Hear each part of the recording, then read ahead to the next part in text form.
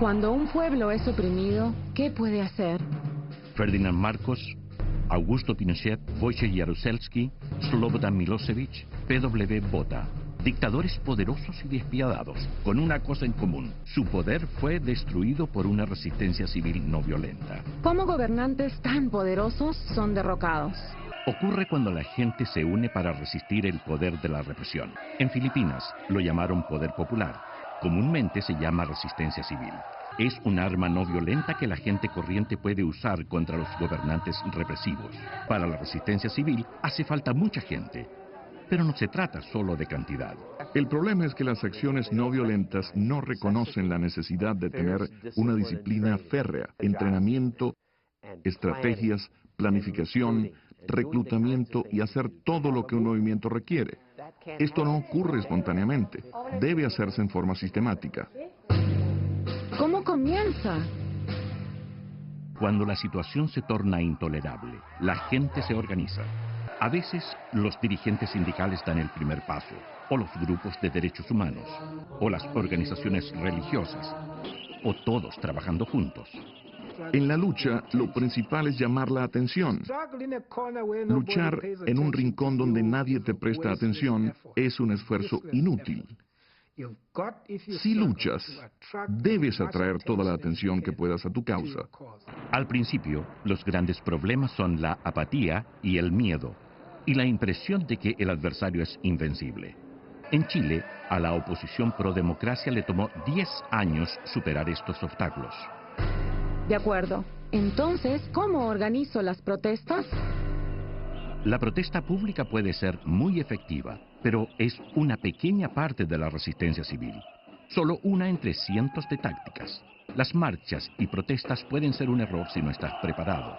La policía y fuerzas del orden pueden fácilmente dispersar una acción pública.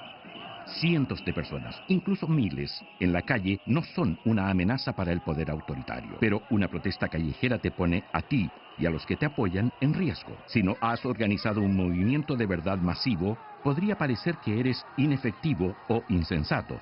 Si las protestas masivas no, ¿entonces qué? Debes decidir. Las opciones son casi ilimitadas. Conversas, debates y planificas. ¿Qué hacer? ¿Cuándo y por qué? Desarrolla una estrategia que lo una todo. Calcula tus riesgos. Los paros y boicots pueden ser acciones poderosas que involucran a muchas personas y sin exponerlas al gas lacrimógeno, golpizas y arrestos. La situación permitió que la comunidad entera participara en el movimiento.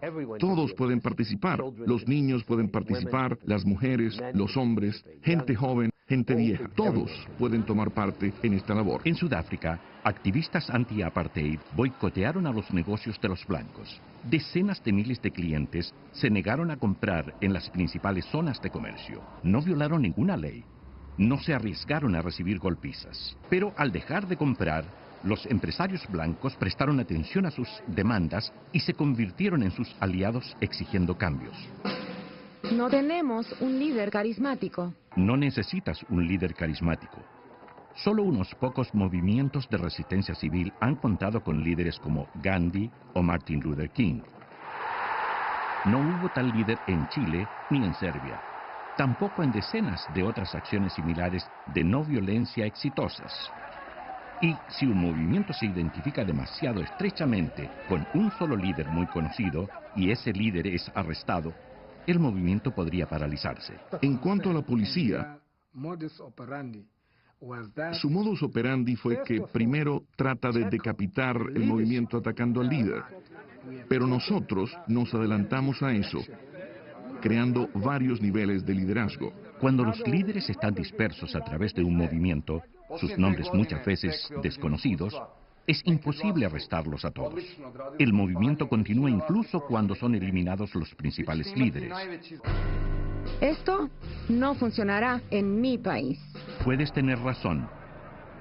Una estrategia no violenta podría no tener éxito contra todo oponente.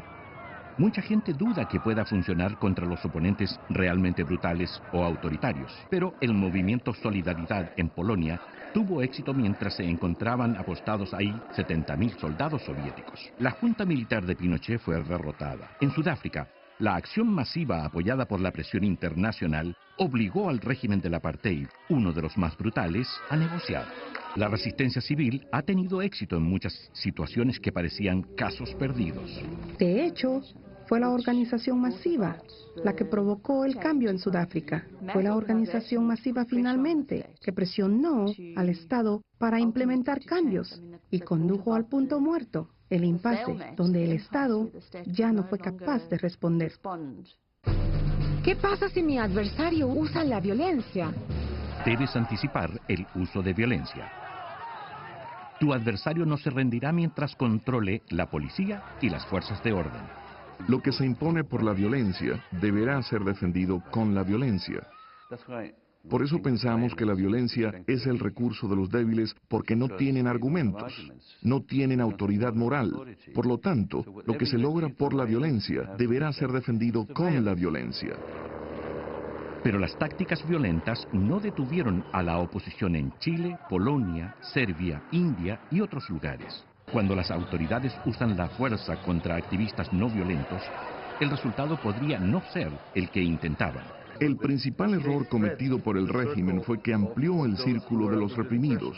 Por eso fue contraproducente esta represión, porque fue como la tercera ley de acción y reacción de Newton. Cuando se aumenta el nivel de represión, la resistencia también aumenta.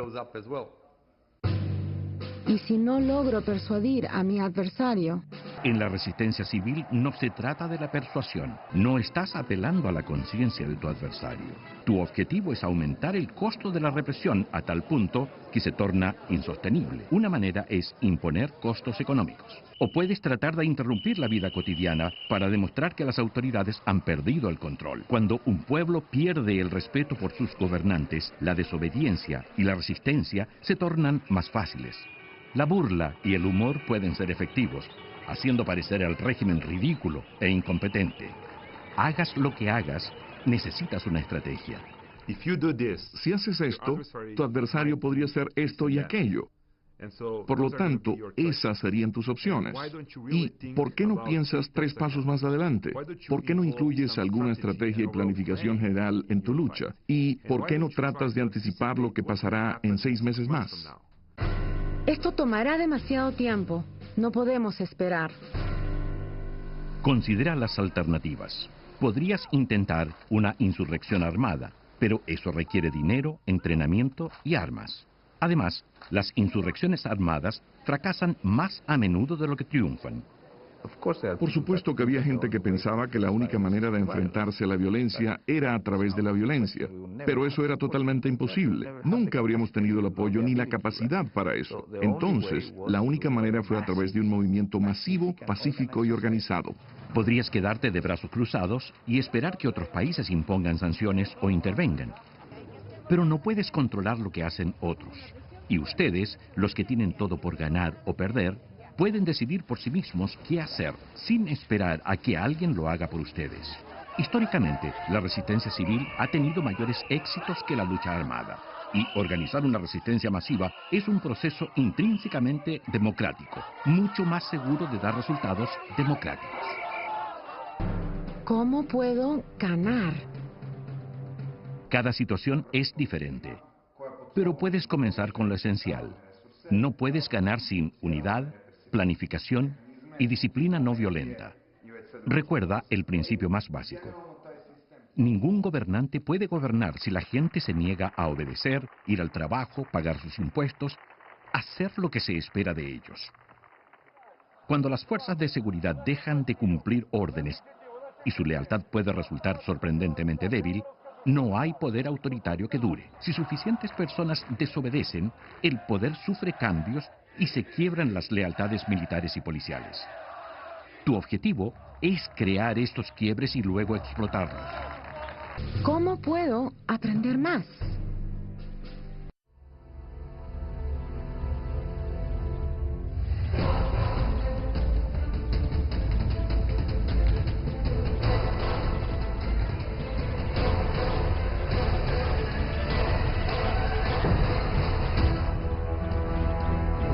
Los militares son el 0,24% de la población, el resto son ciudadanos. Y decide abandonar, alejarse escaparse, fugarse, entregarse, cualquier situación que el hombre decida por defender su vida es sólida, válida y aceptable. Pero la impotencia y la capacidad de convencer, después de tantas horas hablando y tantos años explicando en muchas partes de Venezuela la realidad, todavía me sorprende que hayan venezolanos que no entiendan que perdimos la libertad, que van a hacer con nosotros lo que quieran, que nos pueden hacinar en cualquier momento, que podemos perder nuestra familia en cualquier momento, y todavía pensamos que es que la vaina es de los militares y el gobierno no es Maduro. El gobierno son todos esos bandidos. El problema no es solamente militar, esas fuerzas armadas no existen como ustedes creen y no existen ni siquiera como yo fui militar en mi generación, en mi periodo de tiempo al servicio de la nación venezolana. Por eso es que yo insisto en organización y tampoco es salir a la calle a enfrentar la fuerza pública. Por eso es que estoy de acuerdo con que la gente tiene que pararse. Yo me paro en mi casa, no voy a trabajar, no tengo por qué salir a la calle, me quedo en mi casa.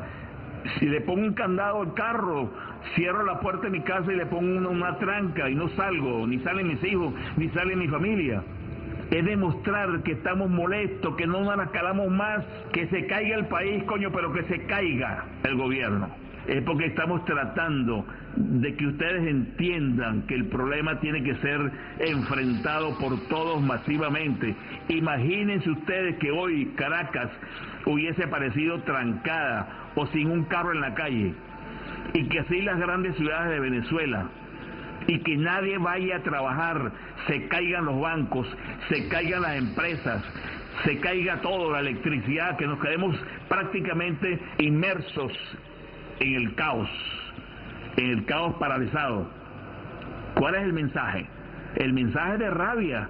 Ahí no hay ningún general que se pare, ahí no hay ningún soldado que agarre un fusil, ahí no hay ningún militar que cumpla órdenes. La acción es violenta en la determinación y pacífica en la acción. No me la calo más. Punto. Cuando hagamos eso, este gobierno no dura 24 horas, se va. Y el próximo gobierno, si viene con vaina, lo mismo, se va. Porque no podemos seguir aguantando mediocres, oportunistas y bandidos en funciones de gobierno. Somos nacidos e identificados con el Gloria al bravo pueblo. Dios y patria para todos.